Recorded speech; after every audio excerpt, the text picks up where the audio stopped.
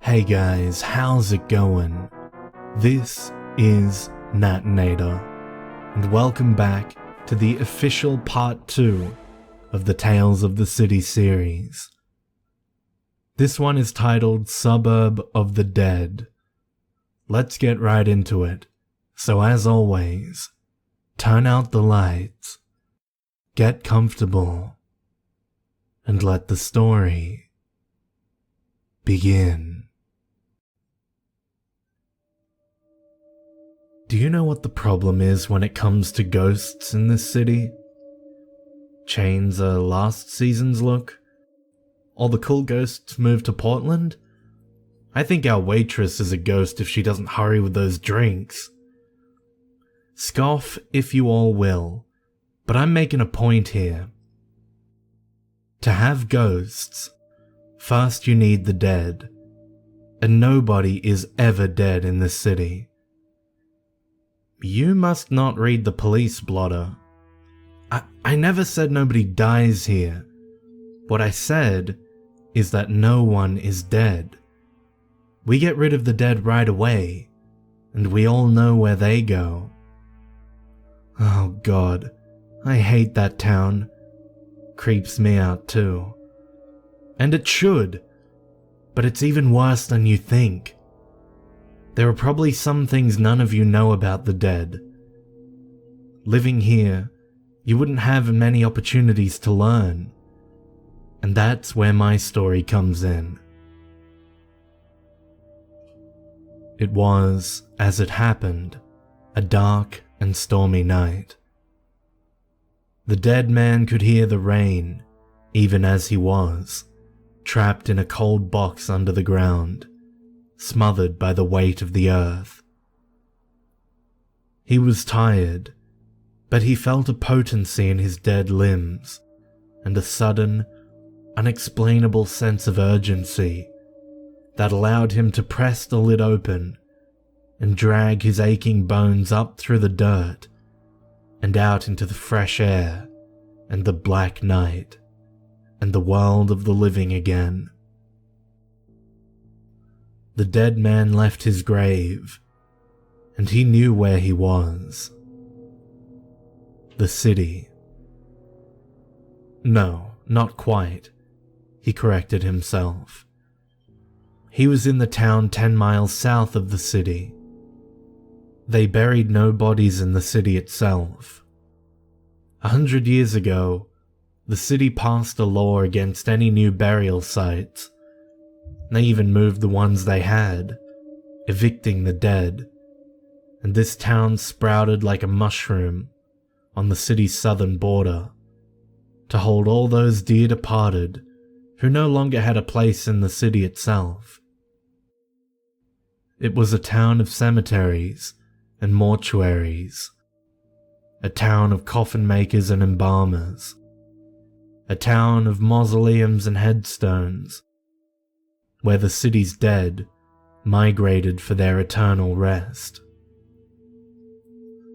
A town with 1,000 occupied graves for every one occupied house. The north became the city of the living.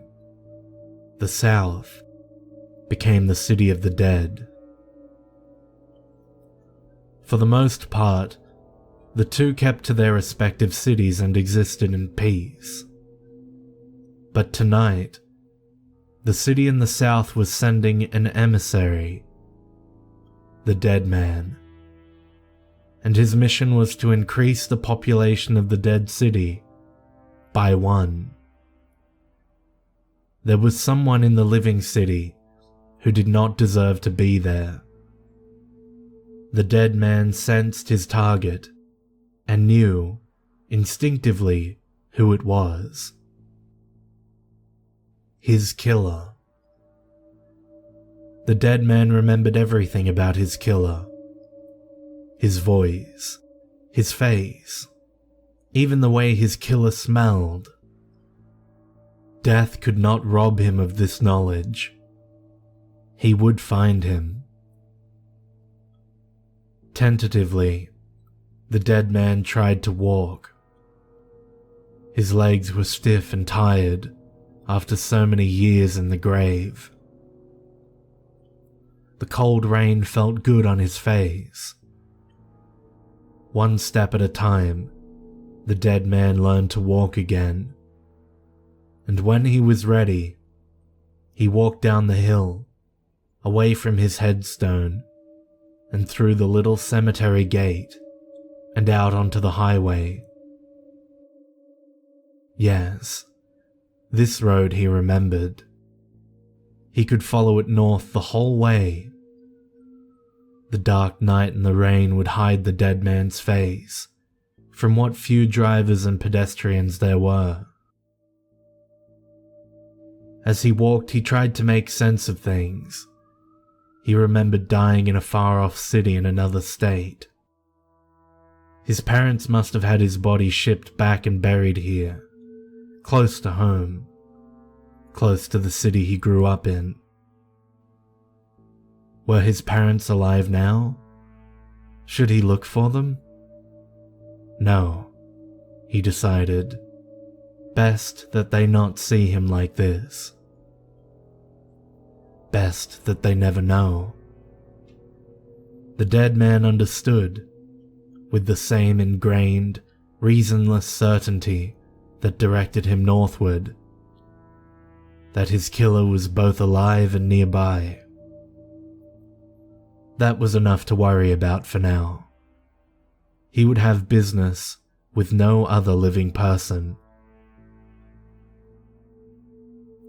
The dead man had left his own cemetery behind, but others dotted the roadside. If he strained his ears, he could hear them. The other dead men and dead women down in their graves. Most of them snored away an eternal slumber, occasionally shifting to a more comfortable position in their coffins. Some of the restless ones muttered to themselves, or even had smothered conversations with those buried nearest them. A few talked about coming up, like he had, but no one else seemed ready to do it tonight. He suspected they often talked about such things without actually doing them. The dead man did wonder, though, whether he shouldn't pause for a conversation with a few. Why, right over there, Joe DiMaggio was buried. Imagine the talk they two could have. And over there was Wyatt Earp's grave. And over there was Turk Murphy and Vince Guaraldi. Doc Barker had been buried out here somewhere too, after he died trying to escape from Alcatraz. Lily Coit, Charles DeYoung, even Emperor Norton himself. They were all here, and surely they wouldn't mind trading a few words with the dead man. Surely they were just as lonely as he was. But he had no time. Revenge was too precious, and had been too long coming already.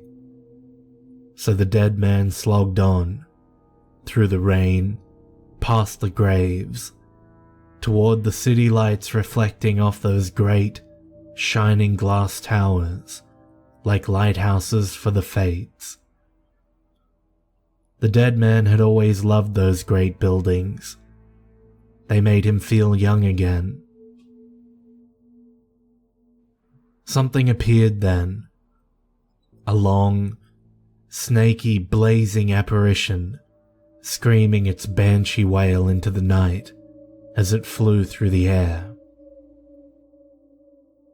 The dead man fell, panicked, terrified, scrambling for a hiding place, while the impossible thing slowed and then seemed to hover overhead. He clung to a concrete column, praying it did not see him. He tried to hold his breath, only to realize it was now not only impossible, but unnecessary. There was a snapping sound, and then a bell rang. And then, strangely, the sound of feet tromping overhead, like a column of soldiers marching on thin air. He dared look up, and then realized that the glowing spectre really was an elevated train. The column he hugged supported the tracks.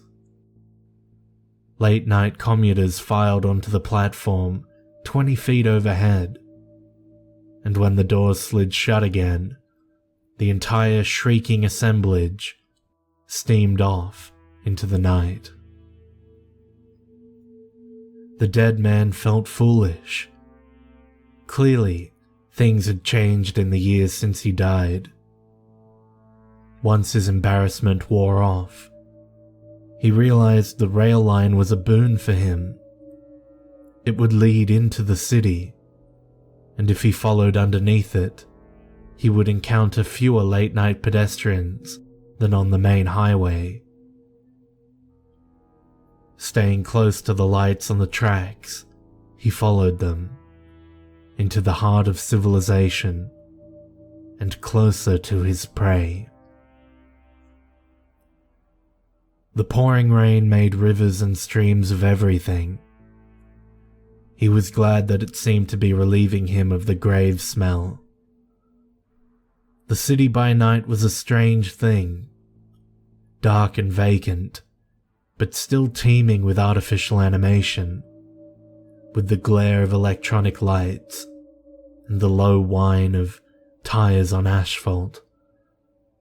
He did not belong here. The people of the dead city kept in their place. It was the unspoken law of the dead. But tonight, the rules bent.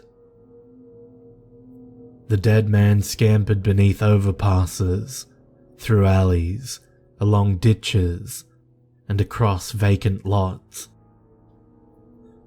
Those few people who saw him took him for another homeless vagrant in his shapeless, foul-smelling clothes. The heavy rain hid his face from them. He was tracking using sensors he did not realize he had. Maybe it was the spirit of revenge itself that guided him. He came to one block, one street, one house. It was one of the tall Victorian homes that they called the Painted Ladies. Yes, this was the sort of house his killer would live in. His killer was a rich and powerful man, so powerful that he was never punished, even though everyone knew he'd killed the dead man.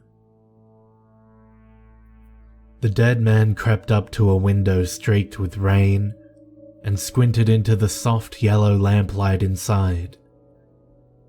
The living room was filled with boxes, and the floor lined with newspapers that suggested a painting project.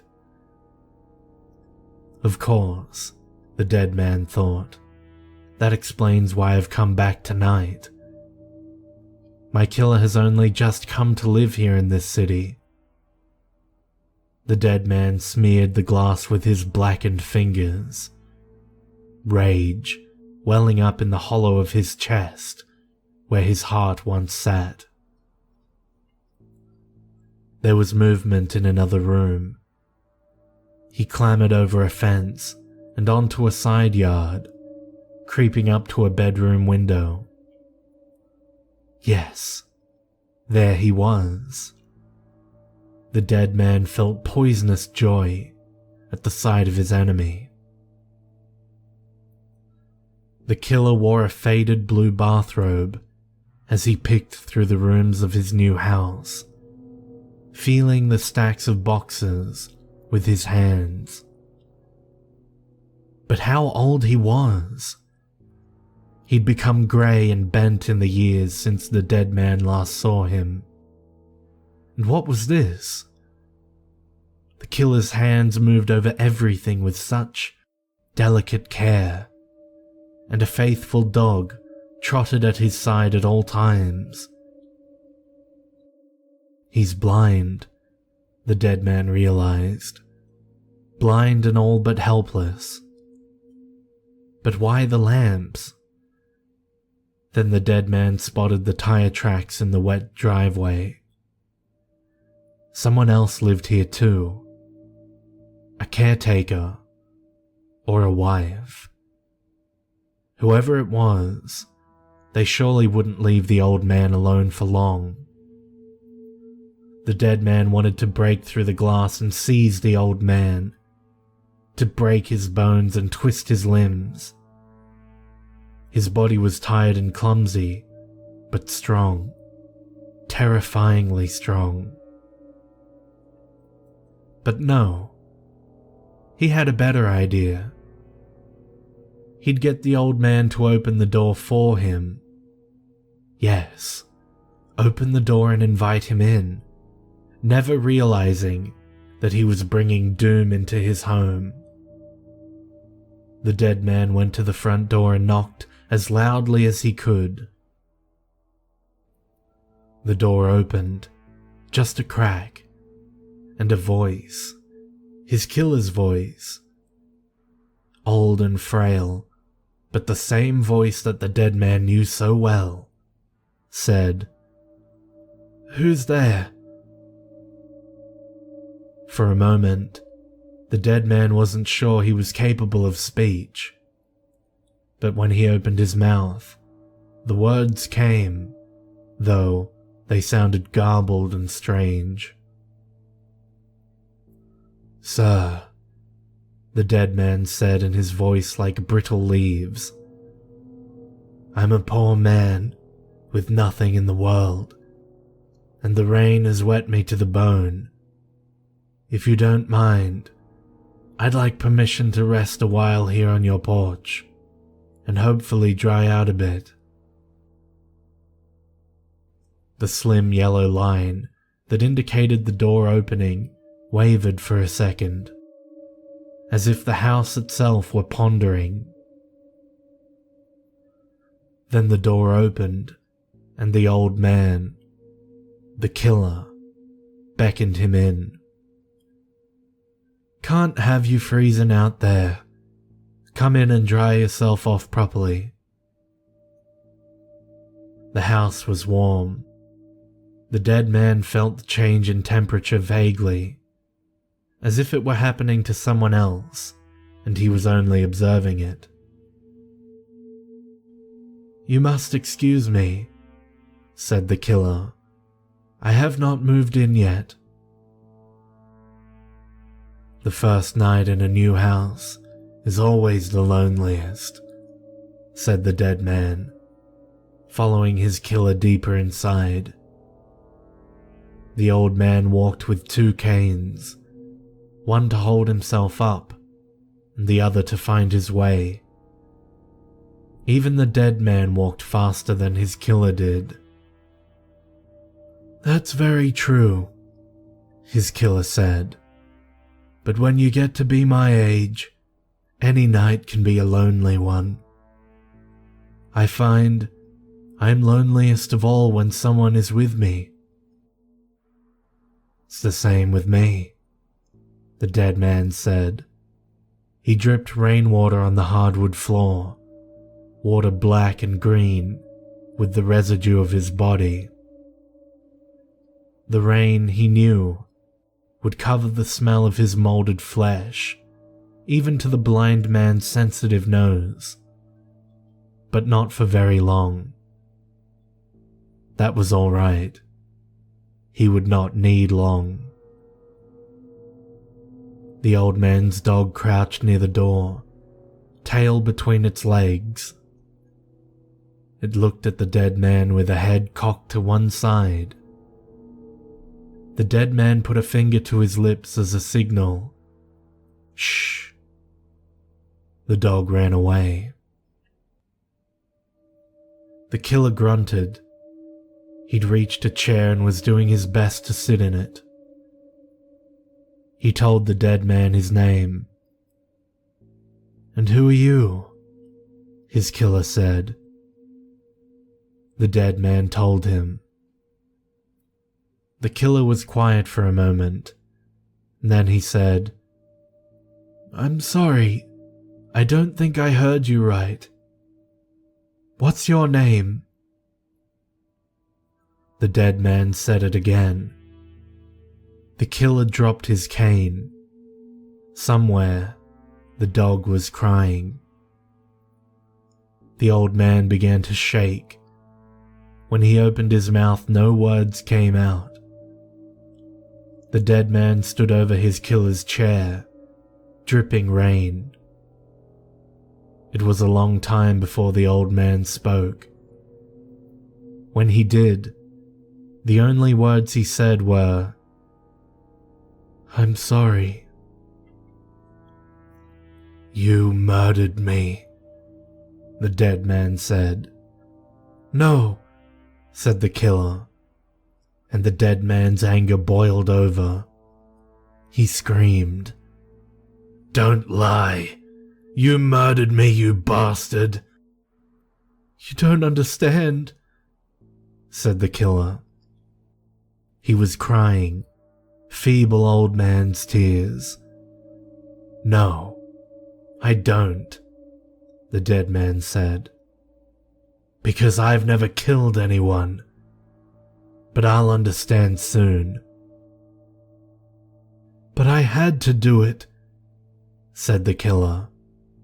"Don't you see? It had to be done." The dead man touched his killer's cheek, gently. "Answer a question," said the dead man, "and I may let you live." The killer's old, blind eyes looked up at him. "How many?" said the dead man. "How many what?" The dead man wrapped his fingers around his killer's throat. "How many people did you kill?" Outside, the rain was loud, like 1,000 wet, clammy hands beating on the walls and windows. "Do you even know how many there were? Tell me that our lives meant at least that much to you, and I may let you go." The killer blinked. He furrowed his brow. He stammered, I... And he started to sob. Slowly, very slowly, the dead man reached for the lamp. He turned out the light. In the dark, there was a sound like the last bit of water swirling around the drain. In another room, the dog began to howl, and then he began to cry, and then everything went quiet. They read about it, as the saying goes, in tomorrow's paper. A blind retiree was murdered in his home late Saturday night, stunning this quiet residential neighborhood, and police say his assailant is still at large. His wife had gone out to the store. They just moved in, and there was no food in the house, a police spokesperson told reporters. She came back to find the door open and her husband dead. Police identified the victim as Martin Coughlin, 79, a former assistant district attorney from Reno. Coughlin had been both strangled and bludgeoned. Police said there were no signs of a break-in, and it appeared that Coughlin opened the door for his attacker. Coughlin was blind due to complications from surgery to remove a brain tumor 2 years ago. During his career as a Washoe County prosecutor, Coughlin tried over 700 homicides. He achieved national notoriety after petitioning for the death penalty in the case of Dante Riggs.